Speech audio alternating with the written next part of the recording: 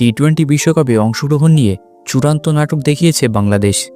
ভারতে আসবে না, কিন্তু বিশ্বকাপে অংশগ্রহণ করবে, এমন অবস্থান নিয়ে এতদিন চললেও শেষ পর্যন্ত ওপার বাংলার ক্রিকেট বোর্ডকে সিদ্ধান্ত জানানোর জন্য সময় বেঁধে দিয়েছিল আন্তর্জাতিক ক্রিকেট কাউন্সিল।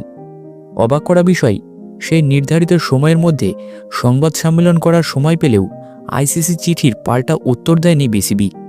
আর তাতেই চটে গিয়েছে আইসিসি। বর্তমানে অবস্থা যা, তাতে বিশ্বকাপ থেকে কার্যত বাদই পড়ে গিয়েছে বাংলাদেশ। এবার সেসব নিয়েই কার্যত মরা কান্না জুড়লেন বাংলাদেশের যুব ও ক্রীড়া উপদেষ্টা আসিফ নজরুল।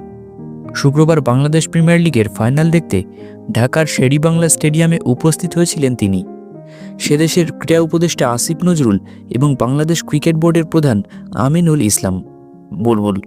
ম্যাচের মাঝে সাংবাদিকরা আসিফকে ফাইনাল ম্যাচে স্টেডিয়ামের ভিড় এবং বাংলাদেশের ক্রিকেট প্রেম নিয়ে প্রশ্ন করলে তিনি গোটা বিষয়টি টেনে নিয়ে যান বাংলাদেশের টি-20 বিশ্বকাপ বিতর্কে।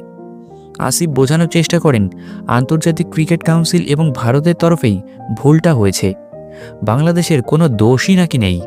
এই বক্তব্যে বাংলাদেশের ক্রিকেট প্রেমীদের একেবারে ঢাল করেছিলেন নজরুল। তার কথায়, বাংলাদেশ অনেক কষ্ট করে টি-20 বিশ্বকাপে যোগ্যতা অর্জন করেছিল। আমাদের এখানে খেলার অধিকার আছে, কিন্তু আমাদের বাদ দিয়ে দেওয়া হচ্ছে। আমাদের এত কঠিন সময় চলছে, এমন অবস্থায় এত দর্শকের উপস্থিতি নিশ্চিতভাবে প্লেয়ারদের উৎসাহিত করবে। এদিন কাঁদো কাঁদো স্বরে তিনি এও বলেন, বাংলাদেশের মানুষ ক্রিকেট প্রেমী, স্টেডিয়ামে এত দর্শকের উপস্থিতি বিরাট বার্তা দিচ্ছে। এই জিনিসটার খুব দরকার ছিল।